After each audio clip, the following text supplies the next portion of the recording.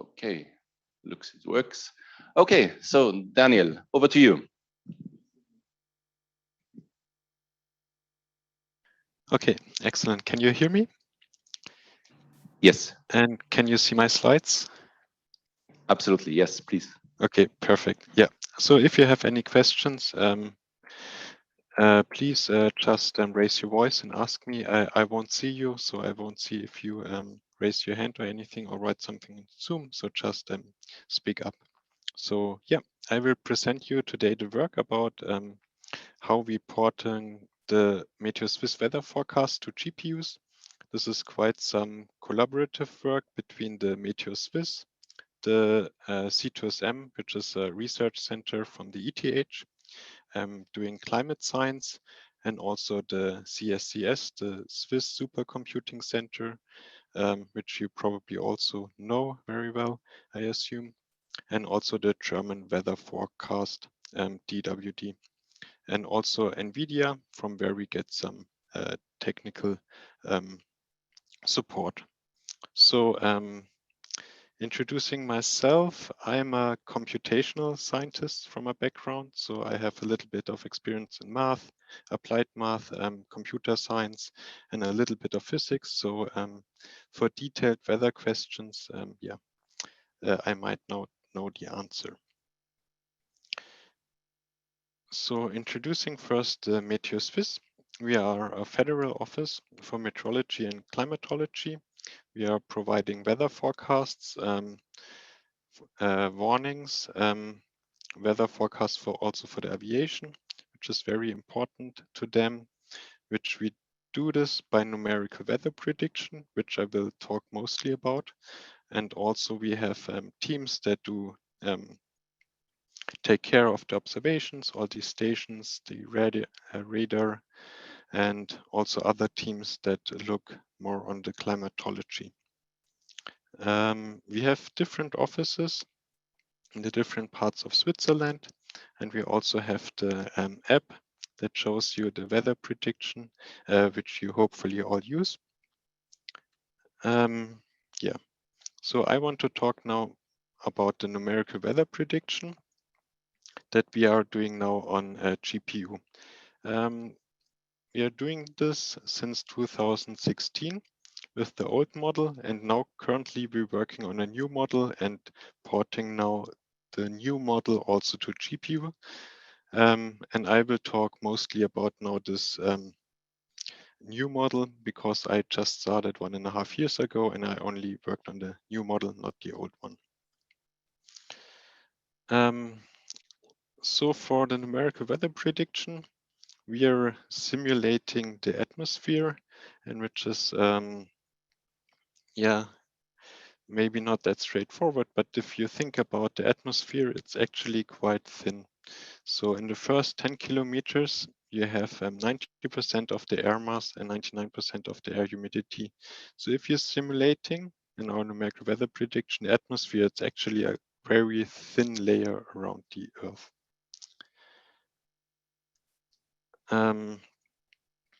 So in one dimension, we are very thin, but on the other dimension, we have to cover quite a broad range. So we have to, from up to 1,000 kilometers, global weather conditions.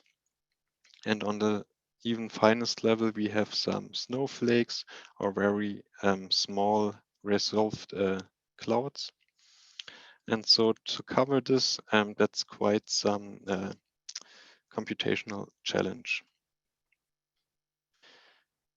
So how we do this, we have like two different approaches for two different kind of sets of problems. So first we have the fluid motion and thermodynamics, which we know the equations very well and we can simulate them. So numerically discretize them. And then we have all the subgrid scale processes, for example, for the radiation, where we use models to cover them and to couple them with the fluid motion. So the fluid motion, which is called, which in our field is called dynamics, and then the physical parameterization, which are the models for clouds and radiation and stuff, and these kind of processes. And all this will then put on a 3D grid. So for the first part, the dynamics, these are the equations that we are solving. So we have momentum, mass, heat, vapor, and pressure. And these are solved on a grid with a finite volume method and predictor corrector time stepping method. So this is for the dynamic part. And then for the parameterization, you have quite a bunch of different models, turbulence, surface radiation, mountain effects, then the formation of clouds, rain and snow. And these are really like models that are tweaked to make good predictions, but they're not resolving the whole physics.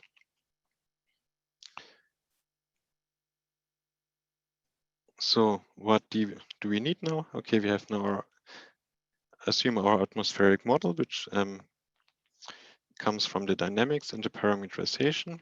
So this will be discretized on a finite grid. You also here on the right-hand side, you see like the elevations, the mountains, which is very important for us in Switzerland.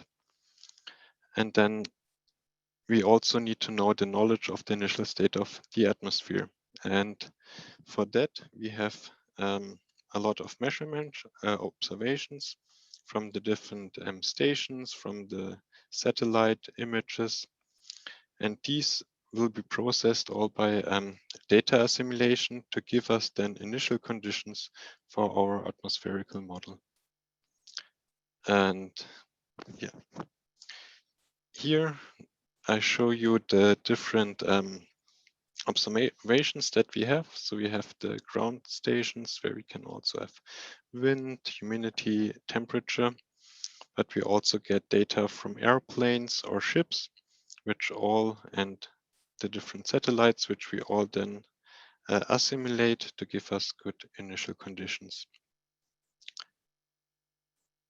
But still, even if we would expect to have a very good initial condition, if we slightly would have a slightly perturbation, then we can have quite different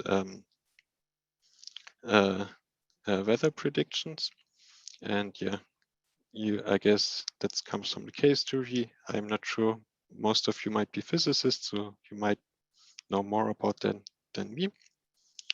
But what we are doing to kind of capture that is that we are running ensembles. So after the data assimilation, we perturb the initial conditions and run them.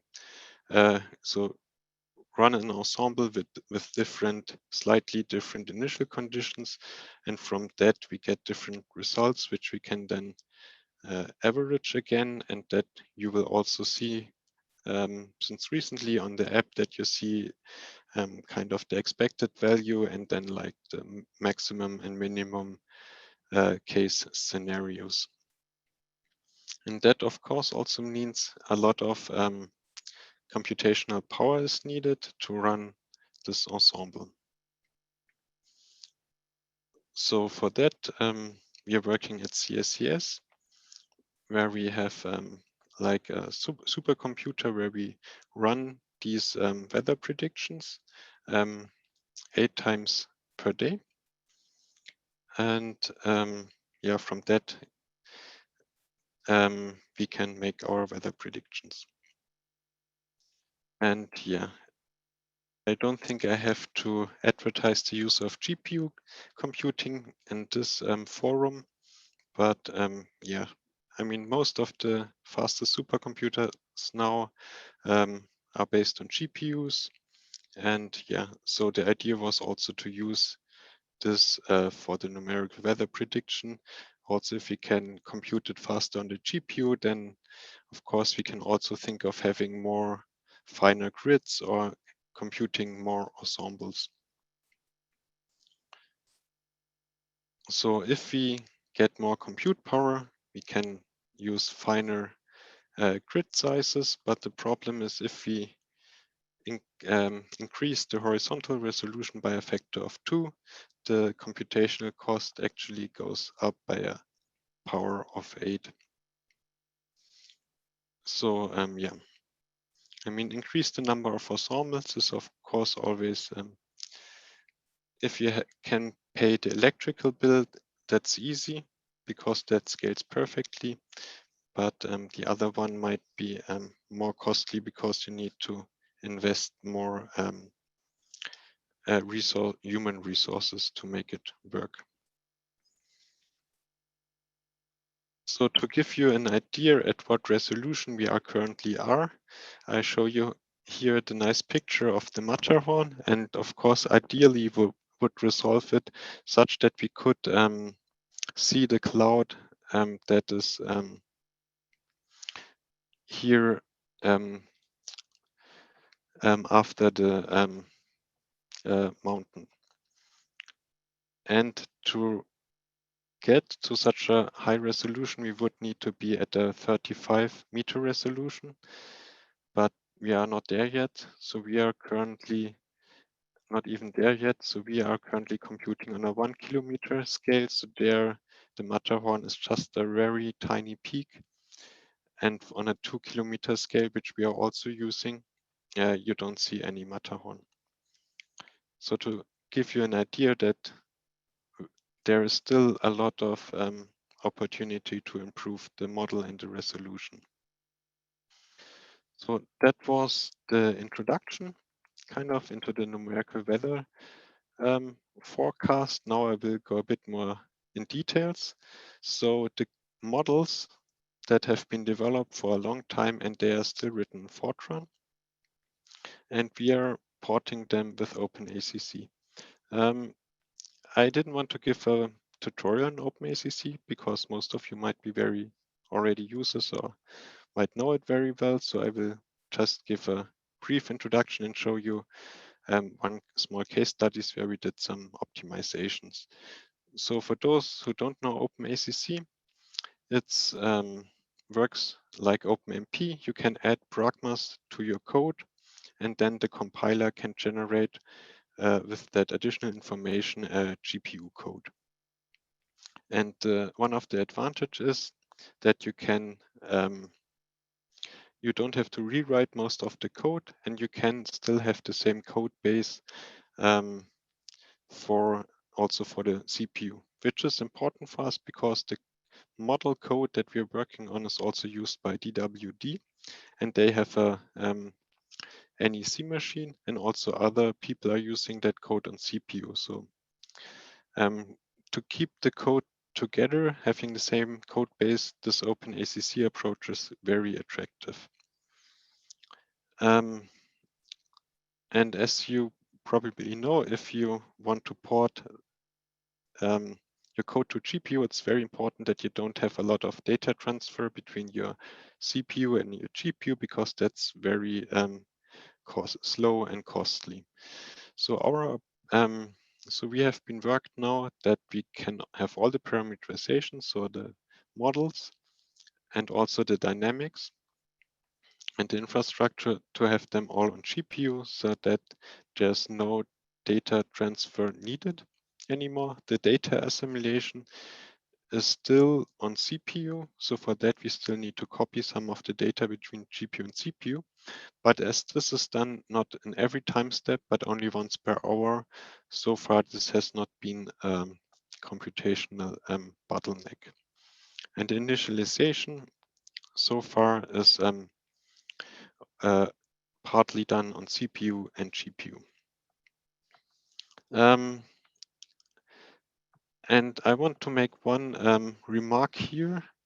It's normally not very stressed very well in this presentation, but the regular testing and the ensuring that the GPU code is really giving the same results as the CPU is very important for us. So I think we invested almost as much resources on the infrastructure to make sure that we are producing valid weather predictions on the GPU comparing to the CPU, took a lot of resources and is very important, but it's not so interesting. So I won't talk much about that. Any questions so far? If not, then I go on. So for the small optimization Actually, that last point was a bit interesting because I guess we've had issues in getting reproducible results across architectures due to differences in floating point handling, and especially something like weather forecasting where you have chaotic behavior. One might expect that to be an issue. So how do you ensure identical results between CPUs and GPUs? So what we're doing in the face of potential floating point differences. So we cannot assume bitwise identical results, sure, because we have this difference in the floating point numbers. So what we're doing is we are using the CPU implementation as reference, and from that we are running our test experiments, a small ensemble with small perturbed values, so in the order of 10 to minus 14. And then from that run ensemble, we kind of generate a reference from the result and also generate the tolerances. And then we know that if we run on the GPU, the result of the GPU has to be inside these tolerances that we kind of expect from a perturbed ensemble on a CPU. Okay, so you require that the results be statistically compatible, not that they are identical. Yes. Okay, thank you. So that's for our continuous integration testing, and then we also do like seasonal validation. So even though if you have like small differences in this, that it should have not an impact on the. Sorry to interrupt. I see another hand on. Daniel, you want to ask a question? Yes. So quickly. So just not to interrupt you. Do you run also on other CPU architectures, and do you observe also differences there? Because what we have seen is that regardless of the different processor, the moment that you go to a different processor, you expect different results. So is what you said right now for GPUs also applying for, say, running on Power 8 or ARM or something like that? Yeah. So we are also using, or the software is also used on the NEC, which is I'm not sure if you know it. It's a vector machine with a different kind of CPU, and that's currently what we are working on, that we can do like cross-compiler verification. But right now we cannot do it because there's like one, we identified the problem. There's like one routine that is highly unstable. So for different compilers, you really get different. So even different compilers on the same platform, you get different results. So, but that's something we are working on. So yes, we see that, and yeah, we're trying to work on it, that we can make cross-compiler verification. Thanks. And also for NVIDIA, they provide like a new feature that you can compile such OpenACC code in a way that you can have bit identical results between CPU and GPU, which of course then degrades kind of your performance, but for validation, that's quite useful.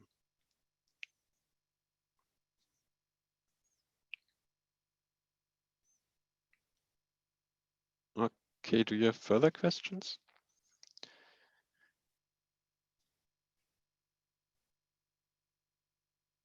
If that's not the case, I will go on. So in the turbulence, we had the problem that it was not performing as well as on the old model, although from the code it looked very similar, or it's not that much different. So we applied different optimizations. So using the async clause, which I explain you in a second, helped a bit. Then collapsing nested loops also helps, and then also fuse I loops and K loops, and also replace data presence with default present at the kernel level. And also applying gang static, which I will explain in detail now. So how the code looks in the turbulence is that you have these loops. And then with ACC, you can just say, okay, this loop should be parallel. And that means if we would speak, if this would be translated to CUDA, I mean, ACC is not necessarily needed to be translated to CUDA, but for NVIDIA, it does. So this parallel region then tells the compiler that this should be put into a kernel, and then this loop should be put into a gang vector loop, and that means that gangs will be translated to thread blocks in CUDA and vectors to threads. And this async means that when the CPU launched the kernel, that it will not wait till the kernel finished and will directly continue on with the computation and start the next kernel already. So that's a good way to hide some of the costly kernel launches.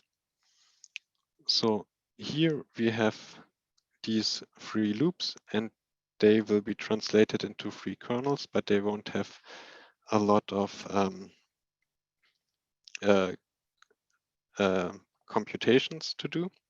So they will be very fast. So if you look at the NVIDIA profiler, you will see that you will launch a lot of small kernels that don't have a lot of compute time. So you see the blue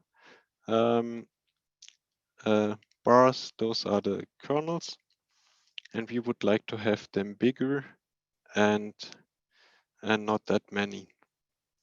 So one way to do is that we merge these different loops into one parallel region, so one CUDA kernel.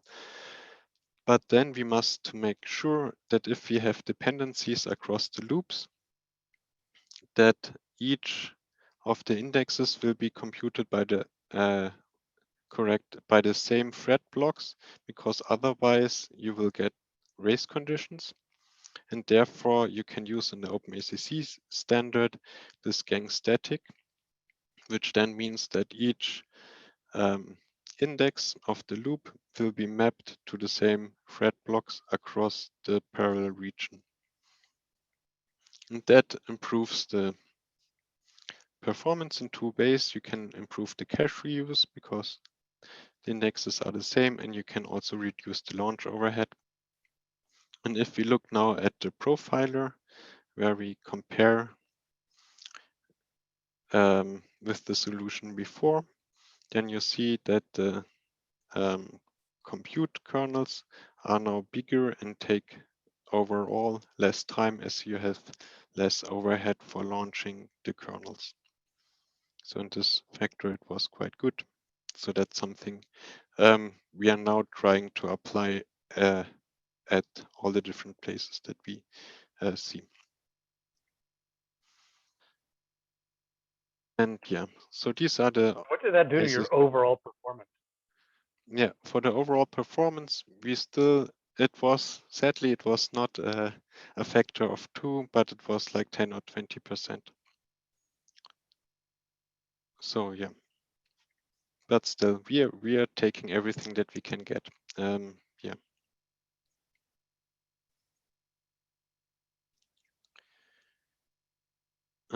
Yeah, so these are the different optimizations that we're using asynchronously the threads. We are trying to bundle loops together as long as it's possible, and we also need compiler-assisted inlining, because calling functions in CUDA kernels is very expensive. So we are doing this by letting the compiler to do that. And yeah, the conceptual challenge is often that you have to manage these code and don't degrade, have good performance in all these platforms and not degrade too much the other platforms by code changes. I mean, here it was very easy, but often you would like to rewrite the loops that they are better for the GPU, but then you have problems with other platforms, and then sometimes you end up with if-def statements, which is not very nice to maintain. But yeah, in the end, we really need the performance. And yeah, so there are always discussions between the different institutes that use the code for on different machines. Okay, so now I can show you some examples. So our colleague from DWD did a comparison between a CPU, a GPU, and also their NEC. And there we could see that overall we are 3 times faster than the CPU, and also a bit faster than the NEC. For fairness, so our development is took place in 1.5 years, and the NEC optimization already took is already in production and has done much more time on our optimization. So we are really hoping that we can improve the code even more to get like a speed up to 4.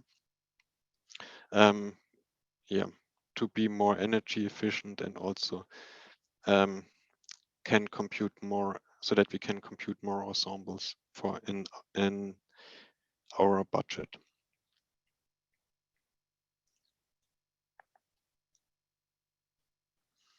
Okay, so this was now on our work on OpenACC.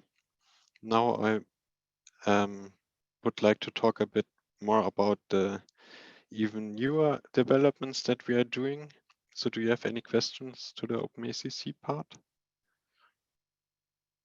Yes, I would have a question. Did you test on any other GPU that is not NVIDIA, maybe on an AMD card? So far not. So far there's we have problems compiling it, but we have the plan to also use it on other graphic cards, but that's work in progress. Does AMD even support OpenACC? I'm a bit unsure. HPC, they provided it, then they stopped, and now they are reintroducing it. So they need to catch up. Because in this development. In the same vein, I now started wondering. Sorry to jump the queue with the questions. That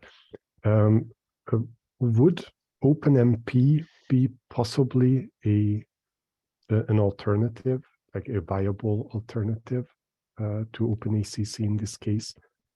Because that might allow for a bit more flexibility with what you compile it for.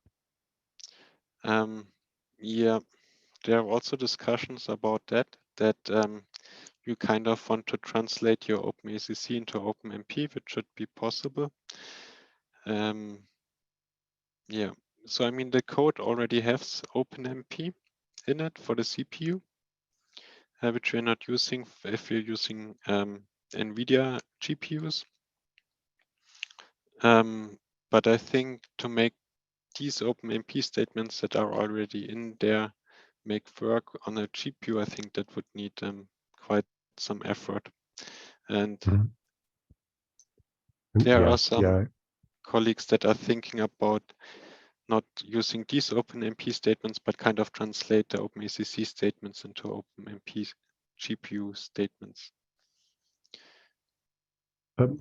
Right, that's what I meant. That like OpenMP, instructing OpenMP to offload to GPUs. But yeah, I realized that's not a small amount of work. So I was just wondering. Thanks. Yeah. And yeah, so far the NVIDIA support has been good for us. So yeah, and we had a lot of experience in that. When they did it for the old model, they did it already with OpenACC. So I think that's the reason why we wanted to go with OpenACC.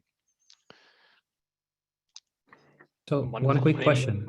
Oh yes, go first. Thanks. Have you tried to, for instance, in the most time-consuming kernel or in some other kernels, doing a CUDA implementation, and whether there is a gain there with respect to OpenACC?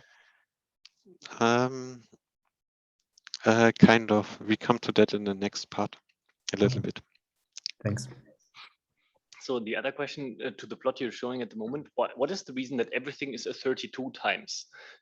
Is it just, you know, a number that they just pulled out of a magic hat, or is there really a reason why you would have 32 A100s against 32 CPUs?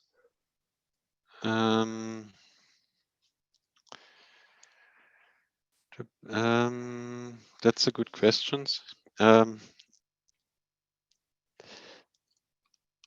Yeah, it might not be a fair comparison. Yeah, I mean, it's always hard if you compare GPU to CPU. I think it makes kind of sense.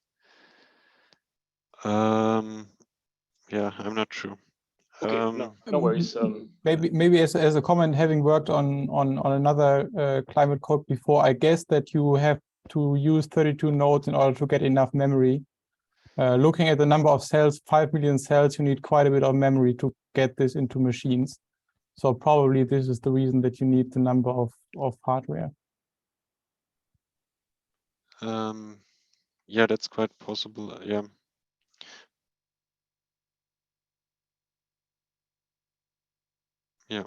Yeah, thanks. I think, yeah, that might be the reason.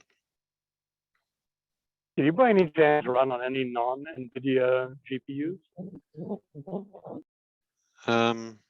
So far, we've only run on NVIDIA GPUs, but we are working on it to run the code also on other GPUs, on the AMD GPUs.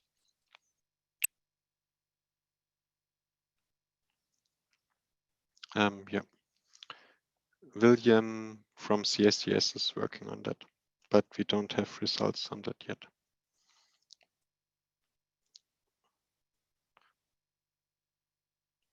Okay. Then I think we go to the next topic. So what we are also kind of doing is now we are developing our a domain-specific language for weather and climate models. So the idea is that you have that first of all we can do much more aggressive optimizations, that we can improve the time to solution, but without but still have a code that can maintained and will not break apart. So this will be done in the Exclaim project, which is very big and is also done together with CSCS. And they developing now a high-level Python DSL called GT4Py, where you can do mostly the dynamical part in a nice Python way, and then in the DSL, and that will then later be translated to CUDA or something what your backend is. And yeah, the motivation here on the right-hand side, you see the code as it is currently. You have sometimes you change the loops order to make it better for better performance on different platforms. Then you have your ACC statements, your OpenMP statements. You have a blocking strategy over here, and then the interesting part that the domain scientist or the model developer is only interested is inside here, and which corresponds to the mathematical formulation. And in the DSL, in the Python DSL, that would look like this. So you have the gradient, which is then a neighbor sum about your field, and you have the different weights. And this can be done and maintained by the domain scientists, and this will then later be translated into, in our case, into CUDA code, or can be also for other platforms. I think I'm a bit running out of time, so I will go here quickly. So here you can see the tool chain. You have your front end, in our case it's Python, which is the concern of the domain scientist. This can be then compiled and you can do your optimizations on that. And then you have on your back end the code generator, where you can generate different codes, C++ or CUDA or Hupp, yeah, anything. And if you would develop now a higher order stencil, then your domain scientists can do this without caring about all the other parts about the platform or the optimizations. And if you go to another architecture, you would just need to have a software engineer who doesn't need to understand any numerical weather predictions or anything. He can just go there and generate, write on another backend for the code generation. Or also, if you want to substitute the mesh library, that would be also then a task for the technician. And the domain scientist doesn't have to worry about all of this. And if you want to view stencils, then that would be a developer of the specific domain, specific language. And yeah, here are then some code examples, which then looks nicer, more maintainable, and all the ugly performance tricks are hidden somewhere else. Yeah, and here, yeah, you see also an example of our grid, how these computations are then mapped if you go from edges to cells and to edges again. Yeah, and so here, that maybe also kind of answers the earlier questions. So here we're comparing now stencil by stencil, what the performance of the OpenACC is and what the performance of the DSL is, which could be kind of seen as like writing the same stencil in CUDA. And there we see that the DSL can be stencil by stencil wise 10 to 20% faster compared to the OpenACC. And if you're not looking at each stencil individually, but if you have them afterward consecutively, you can merge them together, and then you can even get 40% faster than OpenACC. So yeah, that's what we're currently working on, and that will also hopefully later go into production.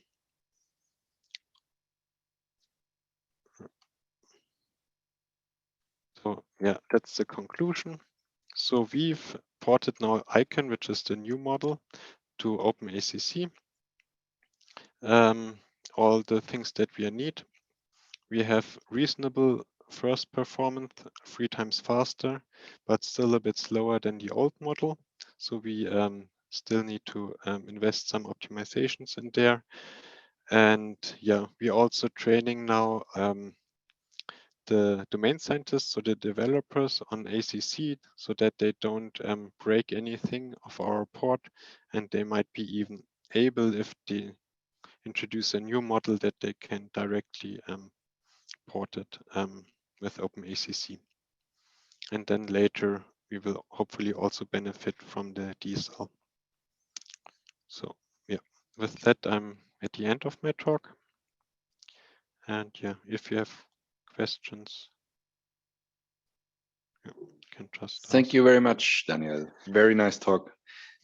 Any questions to Daniel?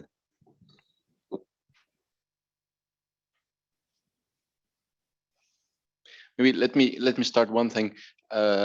you were with OpenACC. I have to admit I never used it so far. But if you execute on a CPU, would you be able to leverage on vector instructions and vector registers there? Is this possible, or? I don't know. Okay. It's possible. I mean, you can say that a loop should be a vector loop, but we never tried that. Okay, thanks.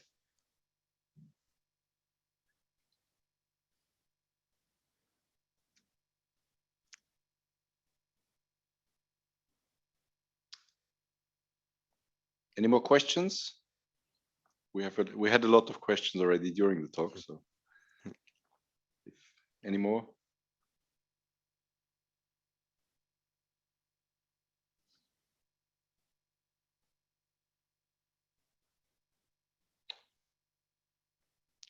Okay, so I think we had